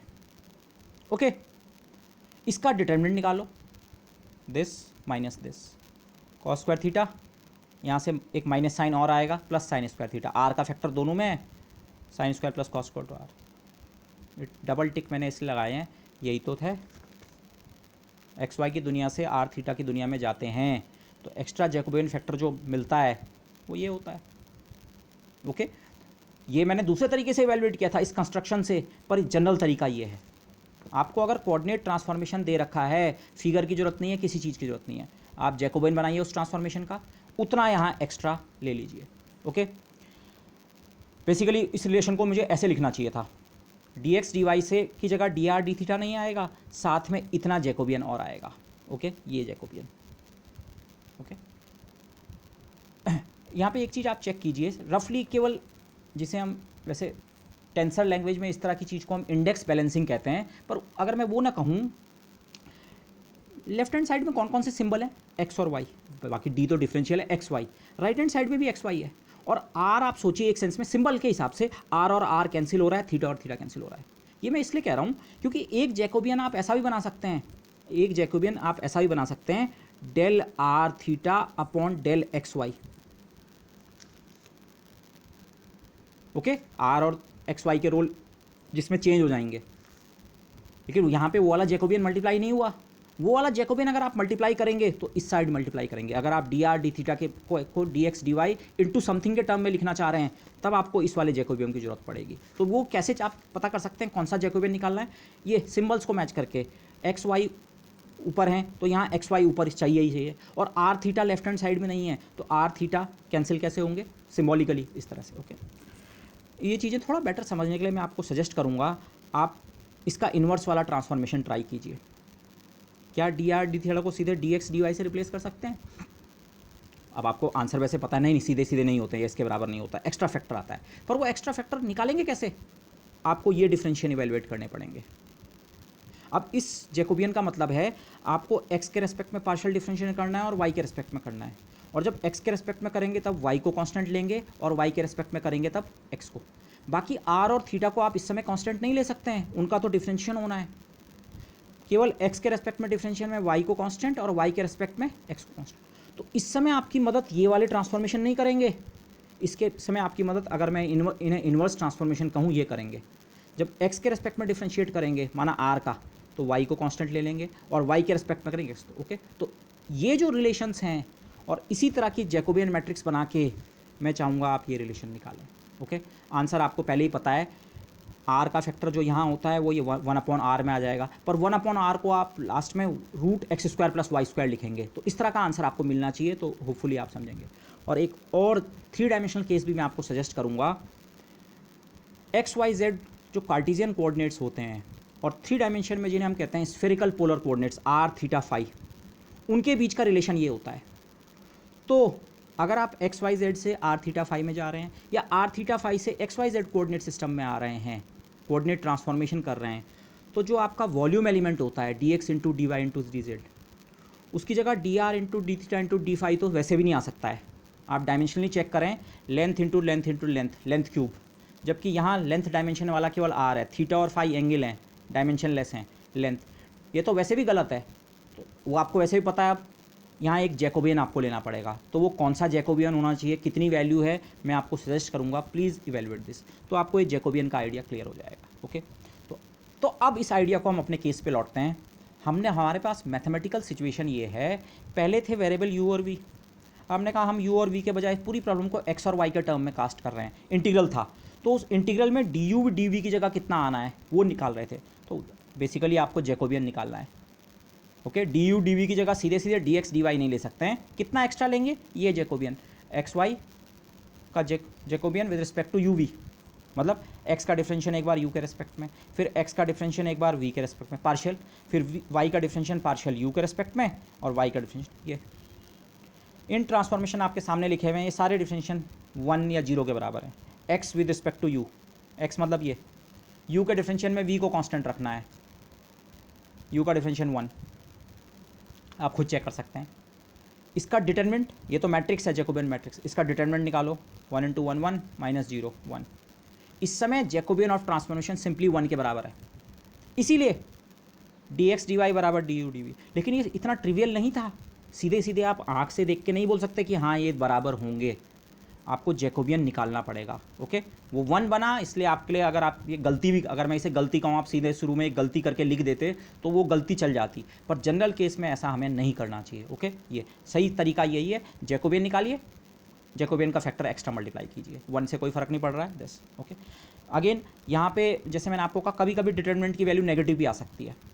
इसी ट्रांसफॉर्मेशन को अगर हम स्लाइटली डिफरेंट लेते, जो मैंने यहाँ पे ट्रांसफॉर्मेशन लिया था, मैंने इनफैक्ट यहाँ पे लिखा भी था, अगर मैं x को u या v लेता और y को u + v, यहाँ मैंने x में सम लिया और y को सीधे ऐसे ले लिया, अगर मैं इसके बजाय थोड़ा डिफरेंट लेता तो तब आप ट्राई कर सकते हैं, तब क्या चेंज होता, तब पॉसिबली मेरा डिटरमिनेंट -1 बनता, पर वो प्लस या -1 एक्चुअली u और v का जो आपस में ओरिएंटेशन है और नए कोऑर्डिनेट्स x और y का क्या ओरिएंटेशन है उसको रिप्रेजेंट करता है। हम यहाँ पे केवल इंटीग्रल इवेल्युएट करें, इंटीग्रल मतलब एरिया अंडर द कर्व, तो मैं उस, अगर ये -1 भी मुझे मिलता, मैं उसके माइनस साइन को ओमिट कर देता, मैं केवल +1 लेता। ओके, तो मुझे माइनस साइन भी मिल सकता था अगर यहाँ पे स्लाइटली डिफरेंट ट्रांसफॉर्मेशन में यूज़ करता, y की जगह v रखा, x की जगह u + v, अगर इसके बजाय पॉसिबली आप ट्राई करके देख लीजिए, x की जगह u रखिए और y की जगह u + v। ओके, तो अब हमारे 2 काम हो गए हैं, ये पार्ट तो सबसे ईजी था, लास्ट में ये पार्ट भी इजी निकला, जैकोबियन 1 बना तो dx dy सीधे आ जाएगा। ओके, du dv की जगह, पर ये करके निकला। अब लास्ट में ये पार्ट बचा है। ओके, इसके लिए थोड़ा सी एक आइडिया और चाहिए आपको।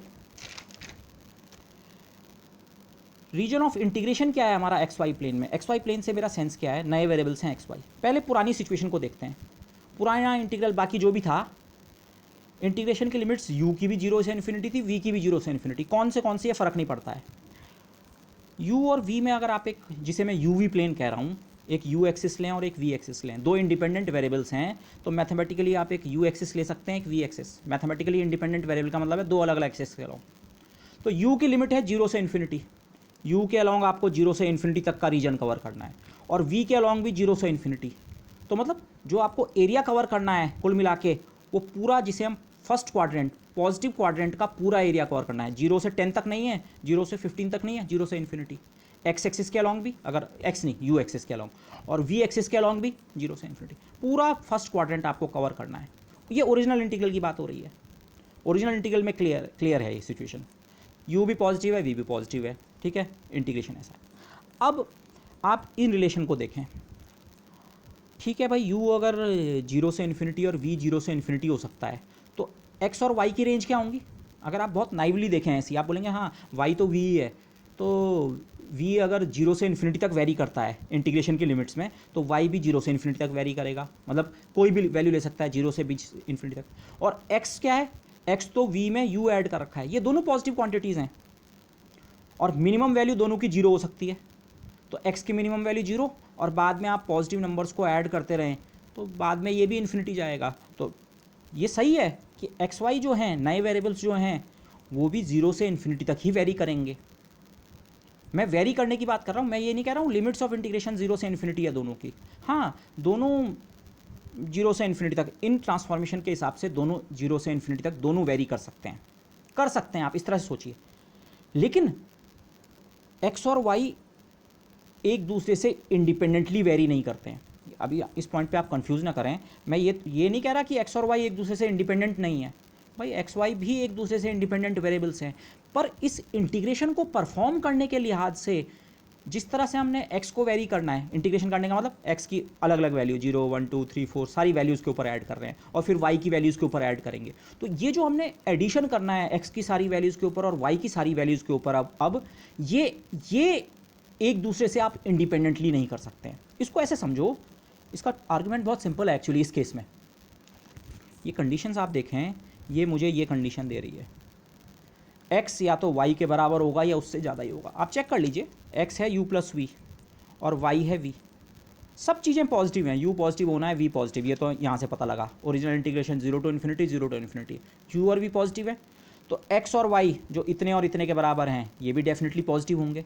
लेकिन ये यहाँ u v में u एक्स्ट्रा ऐड कर रखा है जो कि पॉजिटिव है, तो ये नंबर हमेशा इससे ज़्यादा बनेगा। मतलब x और y कोऑर्डिनेट्स में एक रिलेशन और है, जिस तरह से हमने ये ट्रांसफॉर्मेशन डिफाइन किया है, ठीक है 0 से इन्फिनिटी ये भी वेरी कर सकता है, ये भी वेरी कर सकता है, वो ठीक है, लेकिन हमेशा x कोऑर्डिनेट की वैल्यू क्या रहेगी, या तो y के बराबर या y से ज़्यादा। ये इंपॉर्टेंट पॉइंट है।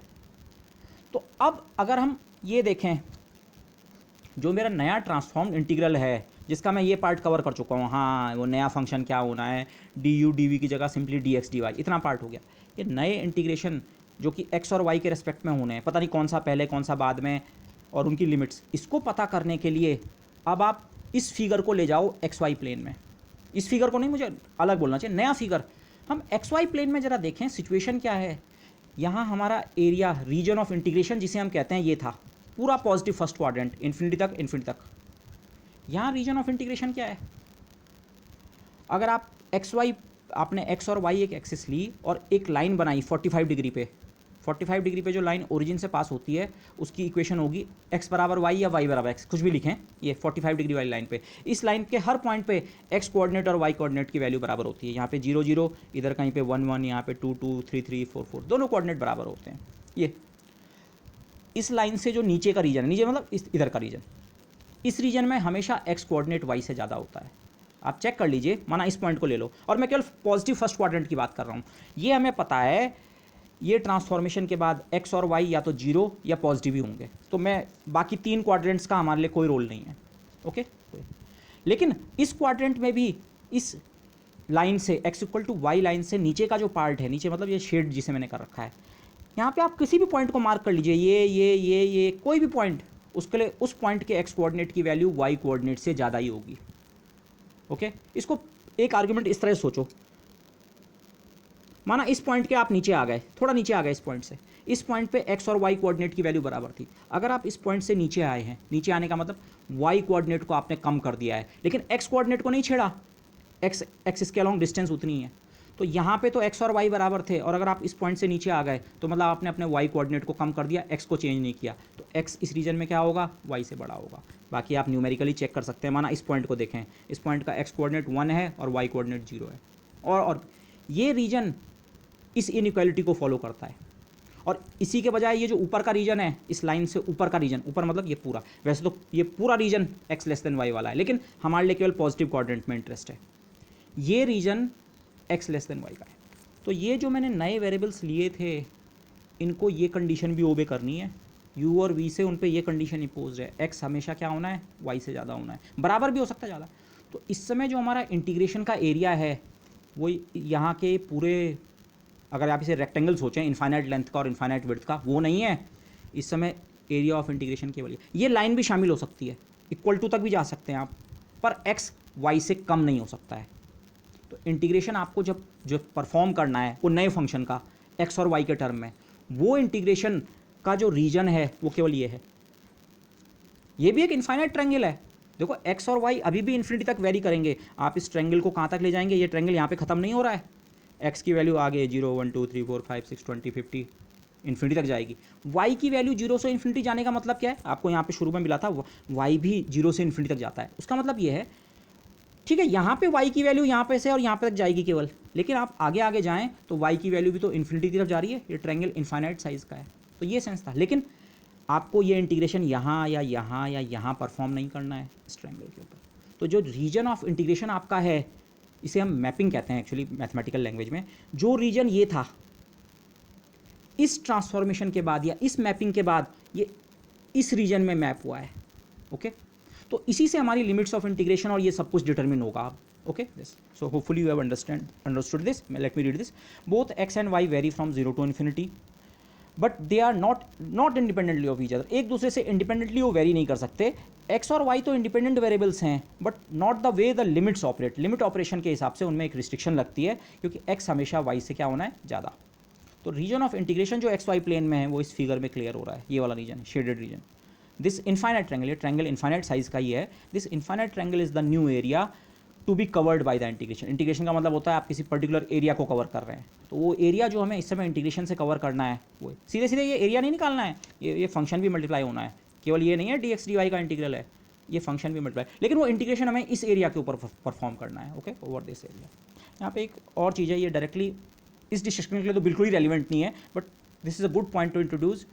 हो क्या रहा है, यूवी प्लेन जो है, जब हम इसे एक्स वाई प्लेन में कन्वर्ट कर रहे हैं इस सिचुएशन को, माना यूवी प्लेन में मैंने एक ग्रिड बना दिया, जिस तरह से आपके ग्राफ पेपर पे ग्रिड होता है ना, 0 0 ओरिजिन हो गया, मैं केवल पॉजिटिव क्वाड्रेंट दिखा रहा हूँ, फिर 1 0 पे एक पॉइंट होता है, 0 1 पे 1 1, ये सबसे पहला जो हमारा वो बनता है, स्मॉल सा स्क्वायर बनता है, जिसको मैंने रेड से शेड किया, ये वाला।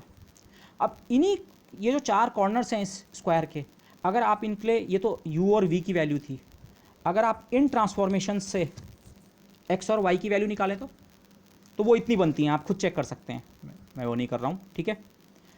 तो x इसी एरिया के करस्पॉन्डिंग अगर आप xy प्लेन में एरिया ड्रॉ करें, xy प्लेन में एरिया कैसे ड्रॉ करेंगे, इस पॉइंट के uv कोऑर्डिनेट्स 0 0 हैं, आप इसी पॉइंट के xy कोऑर्डिनेट निकालेंगे, वो भी 0 0 बनेंगे, ये वाला पॉइंट, इसे हम कहते हैं इस पॉइंट की इमेज ये वाला पॉइंट बना।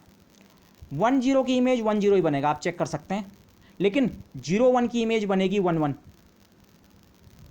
ओके, आप चेक कर सकते हैं, और 1 1 की इमेज बनेगी 2 1, और तब आप इस एरिया को ज्वाइन करें, ये एरिया एक्चुअली इस एरिया में मैप हो रहा है। और ऐसी अगर आप इस वाले बॉक्स की मैपिंग देखें, वो वाला बॉक्स यहाँ मैप होगा, और इससे ऊपर वाला जो बॉक्स है वो यहाँ मैप होगा। तो ये जो हमारा पॉजिटिव क्वाड्रेंट है, ये actually x equal to y line से ऊपर मैप नहीं हो रहा है। ओके, तो ये चीज़ जो यहाँ ऐसी हो रही थी, ये रेक्टेंगल टाइप का फिगर यहाँ ट्रायंगल में तक सीमित क्यों हो गया, उसको आप थोड़ा बेटर ऐसे समझ सकते हैं। ऐसे ही मैंने एक और दिखाया, फिर मैं और डिटेल में नहीं जा रहा हूँ, लेकिन आप खुद कोऑर्डिनेट्स निकाल के चेक कर सकते हैं। ये जो ग्रीन वाला जो बॉक्स है, जो 1 2 3 थर्ड पोजीशन पे है, और हाइट वाइज सेकंड पोजीशन पे, फर्स्ट सेकंड पोजीशन पे, 1 2 3 सेकंड पोजीशन, ये इसमें मैप होगा। तो ये जो पूरा एरिया है, ये एक्चुअली इस एरिया में मैप हो रहा है। ओके, यहाँ पे मैंने कुछ और चीज़ें भी लिखी हैं। Height is maintained, height is maintained का मतलब मेरा ये है y इक्वल टू वी, यहाँ हाइट का कोऑर्डिनेट v है, और यहाँ हाइट का कोऑर्डिनेट कितना है, y।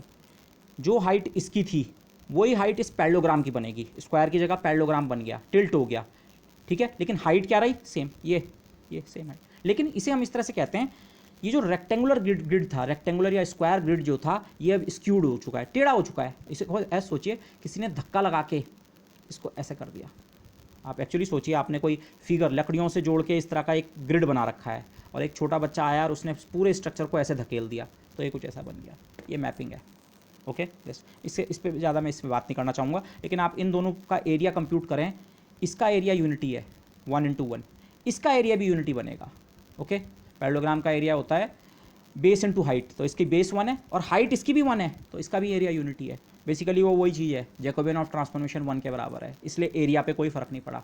dx dy equal to du dv या dx dy equal to dv whatever. Okay, लेकिन अब इस आइडिया से एक्स वाई में इंटीग्रेशन की लिमिट्स और कौन सा इंटीग्रेशन पहले और कौन सा बाद में करना है, ये मेरा डिसाइड हो जाएगा। तो लेट मी डू दैट। तो अब फाइनली हम समराइज़ कर सकते हैं अपने रिजल्ट को। एलिमेंट्री इंटीग्रेशन आप करते कैसे हैं, अगेन मैं पहले थोड़ी देर के लिए यूवी में बात करूँगा। हमने एक छोटा एरिया एलिमेंट लिया dx dy और इसको हमने पूरे पॉजिटिव क्वाड्रेंट को कवर करना है। पूरे पॉजिटिव क्वाड्रेंट को कवर करने का मतलब क्या होता है, पहले माना हम x के ऊपर इंटीग्रेशन करें। x के ऊपर इंटीग्रेशन करने का मतलब x की रेंज 0 से इन्फिनिटी तक। इसका बेसिकली मतलब क्या हुआ, अगर आप फिगर में समझना चाहें, इस स्क्वायर को अब आप एक स्ट्रिप में कन्वर्ट कर रहे हैं। ऐसा ही एक और स्क्वायर लिया, ऐसे ही एक और स्क्वायर लिया, ऐसा ही एक और एक और एक और एक और एक और एक और एक और।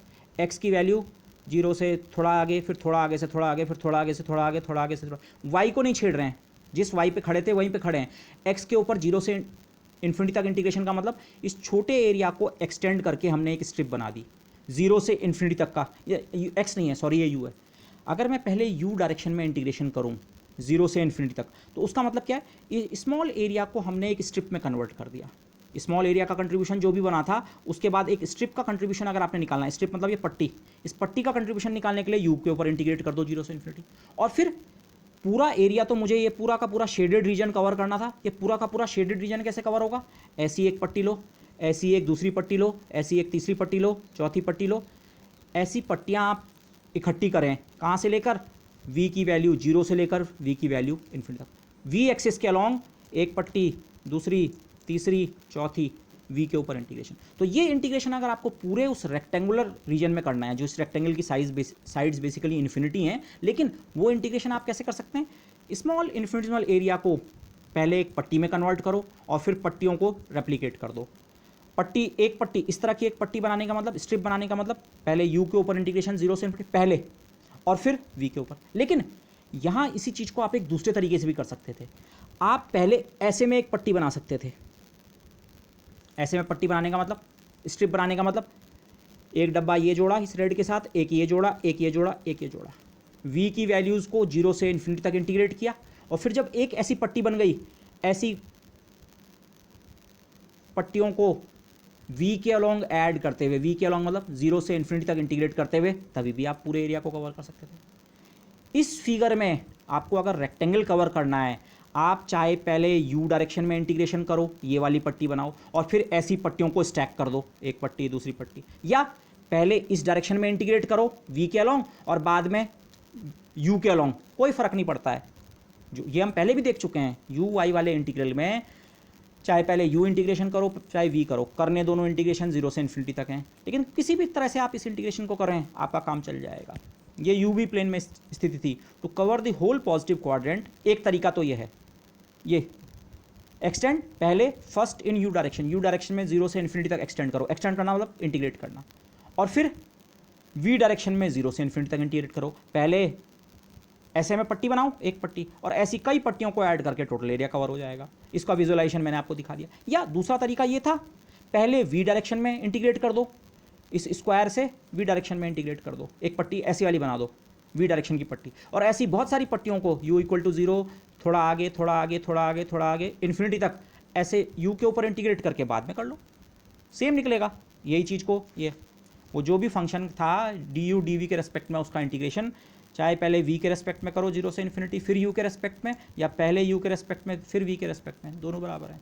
और इनफैक्ट उसका रीज़न ये था, वो इंटीग्रेशन एक्चुअली दो अलग अलग इंटीग्रेशंस के मल्टीप्लिकेशन से आया था। ये इस पर डिपेंड नहीं करता, ये इस पर डिपेंड नहीं करता। अब क्या एक्स वाई जो नए वेरिएबल्स हैं, या एक्स वाई प्लेन अगर कहूँ, हमें ये तो पता लग गया कि एक्स वाई प्लेन में मुझे केवल ये ट्रायंगल कवर करना है, इनफाइनाइट ट्रायंगल, लेकिन ये ट्रायंगल कवर करना है।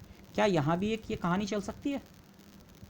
अब यहाँ की कहानी में डिफरेंस क्या आ रहा है, माना आपका इन्फिनल एरिया ये है डी एक्स डी वाई, छोटा सी एरिया। इस एरिया को पहले एक ये पट्टी बनाते हैं। ये पट्टी बनाने का मतलब, ये स्ट्रिप बनाने का मतलब, आपने इसमें ये एरिया जोड़ा, ये एरिया जोड़ा, ये एरिया जोड़ा, ऐसे बहुत सारे ब्लॉक्स ले लिए, ऐसे स्मॉल इन्फिनिजिमल एरियाज ऐड किए। ऐड किस डायरेक्शन में कर रहे हैं? वाई डायरेक्शन में। वाई डायरेक्शन में एक्स को नहीं छेड़ रहे हैं, एक्स डायरेक्शन में आगे नहीं बढ़ रहे हैं, केवल वाई डायरेक्शन में जीरो से। लेकिन हम इन्फिनिटी तक नहीं जा रहे हैं, हम केवल इस लाइन तक जाएंगे। इंटीग्रेशन केवल यहाँ तक करना है। और इस लाइन के लिए वाई की वैल्यू कितनी होती है? एक्स। वाई की वैल्यू इस समय फिक्स्ड नहीं है। आप इसे इस तरह सोचें, यही कंस्ट्रक्शन अगर आप यहाँ पे कर रहे होते, यहाँ पे ऐसी पट्टी बना रहे होते, तो स्टार्ट तो आप जीरो से ही करते, वाई की वैल्यू जीरो, वाई की वैल्यू जीरो। लेकिन जिस हाइट तक जाना है, उस पट्टी की जो हाइट होनी है, यहाँ वो अलग है, यहाँ अलग है। पट्टी की जो लोकल हाइट है, मैं अगर उसको लोकल हाइट कहूँ, वो एक्स पे डिपेंड करता है। खुद एक्स की वैल्यू माना यहाँ पे 3 है और यहाँ पे 7 है, तो यहाँ इस पट्टी की हाइट 3 बनेगी और इसकी हाइट कितनी बनेगी? 7। ये डिफरेंस है इस केस और इस केस में। लिमिट्स ऑफ इंटीग्रेशन मेथड तो वही है, लेकिन यहाँ पट्टी चाहे ऐसे में बनाओ चाहे ऐसे में, लेकिन दोनों तरह से पट्टियाँ जो हैं 0 से इन्फिनिटी तक जानी है, लिमिट्स। लेकिन यहाँ अगर पहले इस तरह सोचें, पहले एक स्ट्रिप बना लें, एक पट्टी बना लें, फिर ऐसी बहुत सारी स्ट्रिप्स को ऐड करके टोटल एरिया कवर कर लेंगे। लेकिन हर स्ट्रिप की हाइट अलग अलग होनी है। किसी पर्टिकुलर स्ट्रिप की हाइट केवल कितने तक जानी है? एक्स तक, वाई प्लस। तो पहले आपको जो करना पड़ेगा, माना मैं ये स्ट्रिप कंस्ट्रक्ट करता हूँ, एक area d x d y, उसका इंटीग्रेशन करो y इक्वल टू 0 से y इक्वल टू एक्स तक, इन्फिनिटी तक नहीं, y। और उसके बाद first convert square into strip, इस स्क्वायर को स्ट्रिप में कन्वर्ट करो by integrating along the y direction from y equal to 0 to y equal to x. और ending value of y in each strip is different.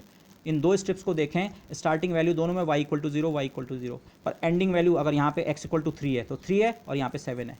In general ending value of y क्या है? Different है। उसको इस तरह से बोलना चाहिए, लिमिट ऑफ इंटीग्रेशन, अगर जो y वाला वेरिएबल है उसकी अपर लिमिट ऑफ इंटीग्रेशन खुद कोई डेफिनेट वैल्यू नहीं है, वो दूसरे वेरिएबल के टर्म में एक्सप्रेस हो रही है, x के टर्म में एक्सप्रेस हो रही है। ओके, अच्छा, लेकिन माना एक बार हमने ये एक स्ट्रिप कंस्ट्रक्ट कर दी, तो इसके बाद एक स्ट्रिप, दूसरी स्ट्रिप, तीसरी स्ट्रिप, चौथी स्ट्रिप, पाँचवीं, छठवीं, सातवीं, आठवीं, आपको अब ये चिंता नहीं करनी है इनकी हाइट्स अलग अलग है। वो कंसिडरेशन हम इसमें ले चुके हैं। जब मैं इंटीग्रेशन केवल 0 से x तक चलाऊंगा, तो यहाँ 0 से x का मतलब होगा यहाँ से और इस हाइट तक, और यहाँ 0 से x का मतलब होगा 0 से x यहाँ पे ये है, और यहाँ 0 से x का मतलब 0x माना 3, और जब इस स्ट्रिप पे पहुँचेंगे 0 से x का मतलब 0 से 7 हो जाएगा। तो अगर हम पहला वाला इंटीग्रेशन 0 से x तक चलाएँ और उसके बाद खुद x के ऊपर इंटीग्रेशन 0 से इन्फिनिटी तक, हमें पूरा ट्रायंगल कवर करना है इनफाइनाइट साइज़ का, तो हमारा काम हो जाएगा। तो ये तो इंटीग्रेशन की जो लिमिट्स हैं, y वेरिएबल के लिए लिमिट्स 0 से x तक होंगी, और फिर x वेरिएबल की लिमिट 0 से इन्फिनिटी। और यहाँ फिर हमारा ऑर्डर भी डिटरमिन हो गया। पहले ये वाला इंटीग्रेशन करना पड़ेगा, पहले y इंटीग्रेशन करो 0 से x तक, और फिर खुद x के रेस्पेक्ट में वाला इंटीग्रेशन करो 0 से लेकर इन्फिनिटी तक। तब आपका ये एरिया और ये एरिया से जो इंटीग्रेशन करके आपको सेम आंसर मिलेगा। ओके, दिस तो ये। वैसे यहाँ पे भी आप एक दूसरा मेथड कर सकते थे। आप पहले ऐसी वाली स्ट्रिप बनाते, इस एरिया से ऐसी वाली स्ट्रिप बनाते, ऐसी वाली स्ट्रिप बनाते, तो स्टार्टिंग पॉइंट आपका जो है, ऐसी स्ट्रिप बनाने का मतलब एक्स के ऊपर इंटीग्रेशन कर रहे हैं, एक्स डायरेक्शन में इंटीग्रेट कर रहे हैं, एक्स डायरेक्शन में, लेकिन इंटीग्रेशन 0 से स्टार्ट नहीं हो रहा, वो x इक्वल टू वाई से स्टार्ट होता, x की वैल्यू लोअर लिमिट y और फिर इन्फिनिटी तक जाते। आप ऐसे भी कर सकते थे, x के ऊपर इंटीग्रेशन करते, लेकिन x की स्टार्टिंग वैल्यू y और इन्फिनिटी तक, और उसके बाद y का इंटीग्रेशन 0 से इन्फिनिटी तक, ये भी चल जाता। ओके, लेकिन हम इस वाले को यूज़ नहीं करेंगे, मैं इसको यूज़ करूँगा। मेरे लिए कंस्ट्रक्शन ऐसी होगी, इस एरिया से एक स्ट्रिप बनाई, y के ऊपर 0 से x का इंटीग्रेशन, और फिर ऐसी स्ट्रिप्स को ऐड करके हम टोटल ट्राइंगल को कवर कर लेंगे। तो अब मेरा काम सारा कुछ हो गया है। ओरिजिनल इंटीग्रल जो u v के टर्म में था वो ये था। यहाँ मैंने अगेन ये लिखा है 0 से इन्फिनिटी, दो इंटीग्रल हैं, u v, जिसको u मानते हो जिसको भी मानते हो आपकी चॉइस है, चेंज कर सकते हैं आप, interchange. e to power minus s u, e to power minus s v एक साथ कंबाइन किया था, f u g v d u d v, तीन अलग अलग पार्ट्स, एक ये था, एक ये था। हर किसी को जो हमने रिप्लेसमेंट्स किए वो अब अलग अलग रख दो। इंटीग्रेशन पहले y के ऊपर करेंगे 0 से x का, y की वैल्यू 0 से x तक वेरी करेगी, और बाद में x 0 से इन्फिनिटी तक। इस इंटीग्रेशन के सिंबल की जगह ये आएगा और ये होंगे लिमिट्स। फंक्शन को जो हमने चेंज किया था वो ये रहा सिंपली, ये वाले ट्रांसफॉर्मेशन के अंतर्गत ये फंक्शन ऐसे चेंज हुआ था, ये रेड वाला पार्ट। और डी यू डी वी की जगह टी वाई डी एक्स। इस केस में अब मैंने इसे डी एक्स डी वाई नहीं लिखा क्योंकि पहले वाई का इंटीग्रेशन करना है, यहाँ से वाला इंटीग्रेशन। अब मैं यहाँ पे इसके बाद ब्रैकेट भी लगा दूंगा, पहले वाई का इंटीग्रेशन करेंगे और फिर एक्स का। उसे इस तरह समझो, वाई के इंटीग्रेशन करके आपको एक्स मिलने वाला है। एक्स मतलब जब लिमिट्स पुट करेंगे तो वाई तो खत्म हो जाएगा फर्स्ट इंटीग्रल को करके, लेकिन उसकी लिमिट जब आप रखेंगे तो वहाँ एक्स आ जाएगा। मतलब ये कुल मिला के एक्स का एक फंक्शन बनेगा और फिर एक्स के उस फंक्शन का इंटीग्रेशन आपको करना है। ओके, तो इस चीज़ को मैंने केवल ब्रैकेट लगाया और कुछ चेंज नहीं किया इस स्टेप से इस स्टेप में आने में, वाई के इंटीग्रल में। हाँ, और ये जो पार्ट है ये वाई इंटीग्रेशन के रेस्पेक्ट में कांस्टेंट है, एस वैसे ही कांस्टेंट है, एक्स के ऊपर इंटीग्रेशन है लेकिन अंदर वाला इंटीग्रेशन तो वाई के रेस्पेक्ट में है, तो बाहर आ गया। Okay, e bar minus S x is constant. आप पहले तो आपको यहीं से क्लिक हो जाना चाहिए, ये है कन्वोल्यूशन का इंटीग्रल और ये है उसका लाप्लास ट्रांसफॉर्म। अगर ऐसे में क्लियर नहीं हो रहा है, आप वेरिएबल्स को का नाम चेंज कर दीजिए। एक्स के ऊपर भी एक डेफिनेट इंटीग्रल है और वाई के ऊपर भी एक डेफिनेट इंटीग्रल है, तो आप दोनों के नाम चेंज कर सकते हैं। ओके, लेकिन ध्यान ये रखें, जब एक्स का नाम आप चेंज करें, माना टी रखेंगे हम, तो ये टी एक्स की टी की वैल्यू 0 से infinity e to the power minus s t. हाँ, लाप्लास ट्रांसफॉर्म समझने में आसानी रहेगी, एक्स की जगह टी, लेकिन तब इस लिमिट का नाम भी टी रखेंगे, ये इंटीग्रेशन 0 से टी तक होगा। ओके, एक्स की जगह टी एफ टी, माना वाई को हम टाउ लिखें, टी माइनस टाउ, वाई को टाउ, जी टाउ डी टाउ। अगर मैं ये रिप्लेसमेंट करूँ एक्स की जगह टी और वाई की जगह टाउ, ये जो कर्ली ब्रैकेट के अंदर वाली चीज़ है, अगर आप इसको अलग से देखेंगे, ये वाला पार्ट जिसको मैंने अभी सर्कल बना रहा हूँ जिस पे, यही वो चीज़ है जिसको हम कन्वोल्यूशन डिफाइन करते हैं। कन्वोल्यूशन इनिशियली मैंने स्लाइटली डिफरेंट डिफाइन किया होगा, लेकिन मैंने आपको बताया कन्वोल्यूशन जो होता है वो सिमेट्रिक होता है। आप इसमें टी माइनस टाउ और इसमें टाउ ले सकते हैं, और 0 से टी तक का उसका इंटीग्रल, उसी को एफ और जी का कन्वोल्यूशन कहते हैं। तो ये जो इंटीग्रल है ये कन्वोल्यूशन है एफ और जी का। आपने केवल जो डेफिनेट इंटीग्रल का डमी वेरिएबल है उसका नाम चेंज किया है, तो चाहे ये एक्स वाई के टर्म में लिखा है चाहे किसी के टर्म में लिखा है, ये एफ और जी का कन्वोल्यूशन ही है। एफ और जी का कन्वोल्यूशन, हाँ, वेरिएबल टी के बजाय एक्स के फॉर्म में आएगा। ये हो गया दिस। और यहाँ पे मैंने शो भी कर रखा है जो चीज़ मैंने आपको शुरू में कही थी कि ऐसे लिखो, चाहे एफ फंक्शन ऑफ एक्स और g function of x minus y, sorry f function of y g function of x minus y, तभी भी वो सेम होता है। वो आप इजीली चेक कर सकते हैं। एक्स माइनस वाई की जगह अगर आप जेड रख दें तो ये एफ जेड बनेगा, और यहाँ आप अकॉर्डिंगली देख सकते हैं इससे। Okay, symmetric part. लेकिन यहाँ लौटें, ये एफ और जी का कन्वोल्यूशन है, इसको अपनी स्टैंडर्ड लैंग्वेज में लाने के लिए, माना ये वाला चेंज आपने नहीं किया, आपने सीधे इसे अगर इन्वोल्यूशन आप पढ़ पा रहे हैं कि हाँ ये इन्वोल्यूशन है, और नहीं पढ़ पा रहे हैं तो ये ट्रांसफॉर्मेशन कर लो। लेकिन ये अगर इन्वोल्यूशन है, जो कि वो है, ये हो गया। अब एक्स की जगह टी अब रख दो, वैसे ज़रूरत नहीं है पर हमारी लैंग्वेज में बिल्कुल हमारे लाप्लास ट्रांसफॉर्म के नोटेशन में आ जाएगा। एक्स की जगह टी रख दो, अब टी की वैल्यू 0 से infinity e to the power minus s t, f star g function of t. Laplace transform इसका, किसका? एफ और जी के ऑर्डिनरी मल्टीप्लिकेशन का नहीं, उनके कन्वोल्यूशन का। हमने स्टार्ट कहाँ से किया था? F S into G S किसके बराबर होता है? कन्वोल्यूशन के लाप्लास ट्रांसफॉर्म के बराबर। ये चीज़ तो हम प्रूव करना चाह रहे थे, ये लेफ्ट हैंड साइड पे हम पहुंच गए। Okay, so let me again repeat at the end. एक बार आपने ये चीज़ें समझ ली, ये मैं डिटेल में इसलिए गया क्योंकि ये चीज़ें बार बार यूज़ होती हैं। जैकोबियन ऑफ ट्रांसफॉर्मेशन आपके पास आता है यूजुअली।